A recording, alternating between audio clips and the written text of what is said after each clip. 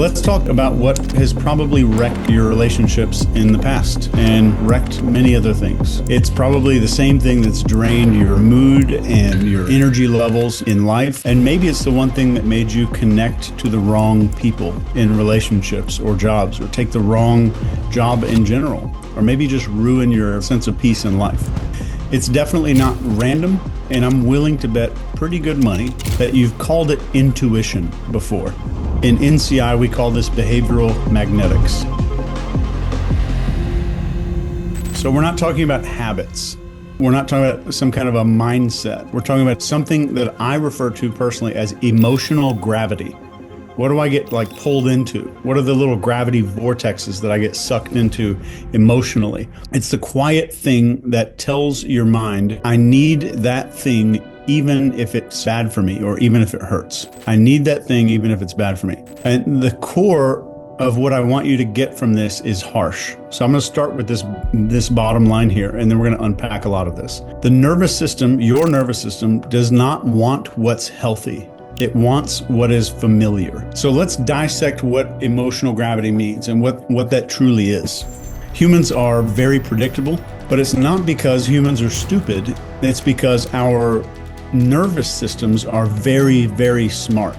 Your brain doesn't want new things. It wants old things that it already knows how to survive. This is why somebody who grew up in absolute chaos is going to feel bored when there's peace. This is exactly why somebody who was ignored as a kid gets addicted to people who give them no attention or take their attention away on a very regular basis. It's why somebody you probably know in your life was constantly controlled as a kid, and then they start controlling everybody else. And what do they call it? Leadership when they grow up. They're not chasing what feels good, like you might think, because of needs, decisions, and values. They're chasing what feels like home. Even if home was hell, they're still chasing home. So write this one down. This is how the system works. If it feels familiar, it feels safe. If it feels safe, then it becomes attractive. If it's attractive, then it becomes repeated. Familiar, safe, attractive, repeated. That's it. So you're not choosing, you're recycling.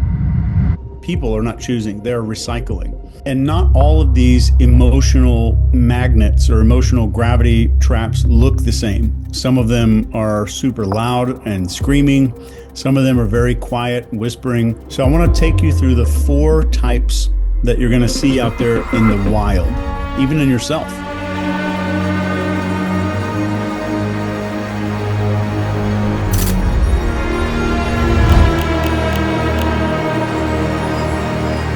And the first one is called the mirror magnet. This pulls you into and toward people and environments that treat you the way that you were treated growing up. If dad was really critical, you're going to find critical people. If mom was distant, you're going to date somebody who's emotionally 3 states away from you. Type 2 is the echo magnet. This one makes you just recreate pain to give you the placebo that you're in control. That's all it is. I'm going to remanufacture pain so it feels familiar, which gives me a fake feeling of control. So this is when you choose burnout, you choose drama, because at least you're the one holding the match that lit the fire this time. And then we have something called the reversal magnet. And this one kind of flip-flops the roles. This one flips it over. So you become the thing that hurt you. If you felt powerless, you become the dominant one. If you ever felt invisible, you take over every room. You're the loudest person in every room. This is not healing, but it feels like healing. It's the placebo of feeling better. It's armor with a smile on it, is what it is. It's not healing anything. And then we have type 4, the completion magnet. And this one's kind of sneaky because you keep finding people in your life who resemble the people who hurt you. Why would we do that? Because we hope to God, we pray, this time I'm finally going to get the love that I didn't get back then. I need to find that person so I can learn how to control that type. So this is the Every one of us probably here tonight has an internal voice or a friend with an internal voice that says, you know what, maybe they'll fix it. He's going to get better. He's really working on himself now. He's gonna start fixing all those things. Everybody's got a friend like that. It's a trap. It's a fantasy. It's Groundhog Day, but with trauma. That's all it really is. Let's dive into these a little bit. I want to give you a picture of some of these so you can see what they look like in the real world instead of some abstract description of them. So when it comes to the mirror magnet, let's say we have this guy, he's mid-40s, great career, really sharp, charismatic, but every relationship ends the same way. He's drawn to that tone of voice, that disapproving tone of voice, what I would call passive disapproval. And it's not because he wants it, it's because it feels like his mom. He didn't like it when he was a kid. That's not what I'm saying. He hated it when he was a kid, but it taught him how to love on a leash. And now his little compass is pointing to north and saying, that feels like home. Let's go to that because it feels familiar. It feels like home. In a reversal scenario, I personally met a woman. She used to be really quiet, gentle. She got steamrolled very constantly on a very regular basis. And now she leads a team of 200, controls every decision, keeps people very much on edge. She's respected, but no one's close to her at all.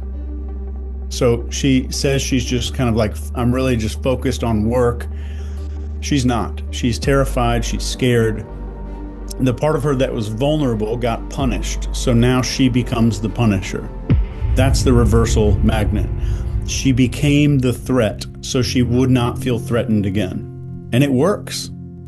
It works. It's actually effective, but it's lonely. And then we have let's do an example of a completion magnet. And this one's kind of nasty.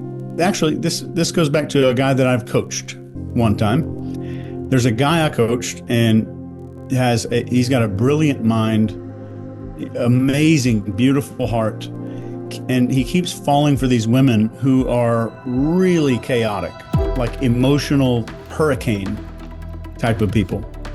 And every time he's trying to help, he's trying to make her get better, so she's finally gonna love him back. And what he doesn't realize is he's chasing his dad, not his mom.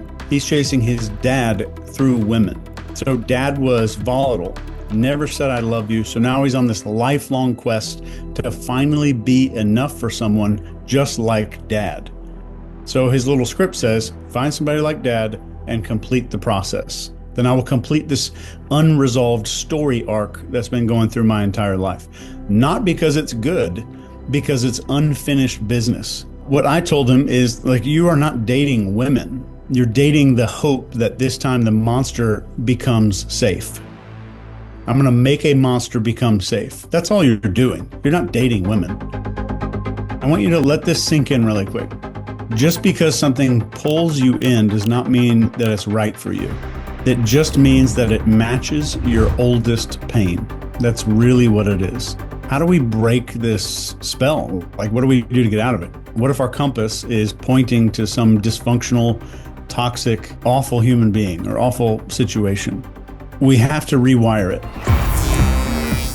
Step one of this is to spot the loop. And a pretty easy question here is just asking, what keeps happening that I say I don't want, but I keep allowing? And then we get to step two, and we want to name the magnet. It's a mirror, or is it echo? Is it reversal, or is it completion? And then step three, we want to trace the original source. So there's three questions here. Question one for this step three is, who taught you that this was normal? Two, who, and this is a big one, whose love came with conditions? And number three, and this is even deeper, who in your life made you feel that safety has a cost? Like you had to invest something in order to feel safe. But then we get to step four, exposing the lie. So the pull that we feel The adrenaline spike, that's not chemistry, that's childhood. So where is the lie that happened in childhood that I'm continuing today? And if you start going through some of these transitions and undoing and unraveling it, I want to tell you one thing. You have to go into this knowing that peace will be absolutely unfamiliar at first. So let me just tell you that the hardest part of doing any of this work is peace doesn't feel peaceful when your system is wired for chaos. It feels like disruption. It feels like something's around the corner. It feels like I don't deserve this. What's about to happen? So peace is never peaceful if you have a system that's wired for chaos. It feels boring, maybe, like something's missing, like a letdown. But that's the absence of adrenaline that's going to trick you into coming back to that gravity trap, whatever you want to call it, the magnet. You're not bored, you're healing through this process. So if you go through this, it's not hard. Everything we're talking about, the back of your mind is going to be like, yeah, I could do this, but yeah, it's going to take like years. It'll take 6 months. It'll take me 19 days just to walk through all these 4 questions that Chase put out there. That's not true. It's easy. If you don't think it's easy, you're bullshitting yourself because you don't want to become a little bit uncomfortable for a little bit. So don't expect peace to feel like some hot tub. I want you to expect it to feel like withdrawal. You're detoxing from pain you thought was love. And what I can promise you is that you don't have to figure all of this stuff out right away. You just need to get honest on paper and where it's out in front of you where you can read it. Let the truth show up, even if it feels uncomfortable. And I would say that is where freedom starts.